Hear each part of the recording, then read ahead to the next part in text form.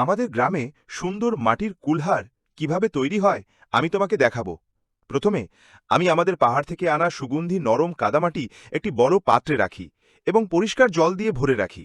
তারপর আমি এটি একটি পুরো কাঠির সাহায্যে ভালো করে মিশিয়ে নিই, যাতে মাটি থেকে সমস্ত নুড়ি, শিকড় এবং অবাঞ্ছিত টুকরো সরে যায় এবং এটি ভালোভাবে ভেজা এবং কাজের জন্য উপযুক্ত হয়ে যায়। তারপর একটি ছোট চালুনির সাহায্যে আমি এটিকে ধীরে ধীরে ছেঁকে নিই, যাতে কেবল সবচেয়ে ভালো এবং নরম কাদামাটি থাকে, যা কুলহার তৈরির জন্য একেবারে উপযুক্ত। এখন আমি এই ছেঁকে নেওয়া ভেজা কাদামাটি ঢেকে রাখি এবং পুরো 2 দিন ধরে একপাশে রাখি, যাতে কাদামাটি ফুলে ওঠে এবং একই সাথে স্থির হয়ে যায় এবং নমনীয় হয়ে যায়। 2 দিন পর আমি সেই কাদামাটিতে সামান্য দ্রবীভূত সিমেন্ট যোগ করি এবং এটি ভালোভাবে মিশ্রিত করি।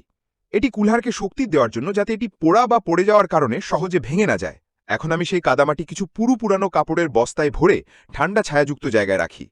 আমি ওপরে কিছু ভারী পাথর রাখি, যাতে মাটি থেকে অতিরিক্ত আর্দ্রতা বেরিয়ে যায় এবং এটি ভালোভাবে স্থির হয়ে যায়। প্রায় 1 সপ্তাহ পর চাচা সেই বস্তাগুলো খুলে এটি বড় পাত্রে সাজানো মাটি বের করে আনেন। এবার চাচা তার পা দিয়ে জোরে জোরে মাটি মাখেন, যাতে এটি সম্পূর্ণ মসৃণ এবং স্থিতিস্থাপক হয়। এই মাটি এখন আমাদের কুলহারের জীবন হয়ে উঠবে। এখন আমরা এই মাটির একটি ছোট বল নিয়ে চাকার ওপর রাখি এবং কিছু জল মাখিয়ে ঘোরাতে শুরু করি। হাতের শৈল্পিকতা এবং চাকার গতিতে সরল মাটি ধীরে ধীরে এটি সুন্দর কুলহারের আকার ধারণ করে। কিন্তু এটি তৈরি করার সময় অনেক যত্ন নিতে হয়, কারণ এটি তৈরি করার সময় খুব সাবধানতা অবলম্বন করতে হয়, কারণ সামান্য ভুল আকৃতি নষ্ট করতে পারে। এখন এই কুলহারগুলি পুরো রাত খোলা আকাশের নিচে রেখে দেওয়া হয়, যাতে ধীরে ধীরে শুকিয়ে যায় এবং তাদের গঠন শক্তিশালী হয়।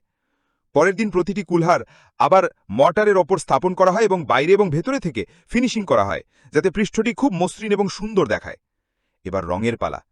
এখন আমি আমার দেশি চাক্কিতে কিছু লাল পাহাড়ি পাথর রেখে সেগুলোকে সূক্ষ্মভাবে পিষে নিই, যার ফলে একটি প্রাকৃতিক মাটির রং তৈরি হয়।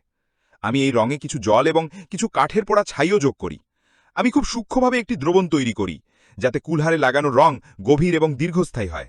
এখন আমি আমার তৈরি প্রতিটি কুলহারকে ভেতর থেকে এবং বাইরে থেকেও এই রঙে এক এক করে ডুবিয়ে রাখি, যাতে পুরো কুলহার সমানভাবে রঙিন হয় এবং এটি আরও সুন্দর দেখায়।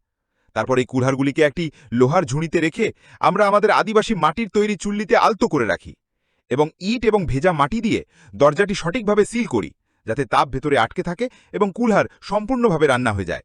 যখন এই কুলহারগুলি প্রায় 10 থেকে 12 ঘন্টা ধরে জ্বলন্ত চুল্লিতে রান্না করা হয়, তখন মাটির সুগন্ধ চারদিকে ছড়িয়ে পড়ে।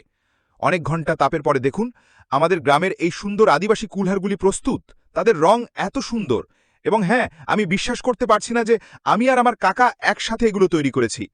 এখন আপনি চা পান করুন বা এতে দই খান, আপনি মাটির সুগন্ধ এবং স্বাদ পাবেন।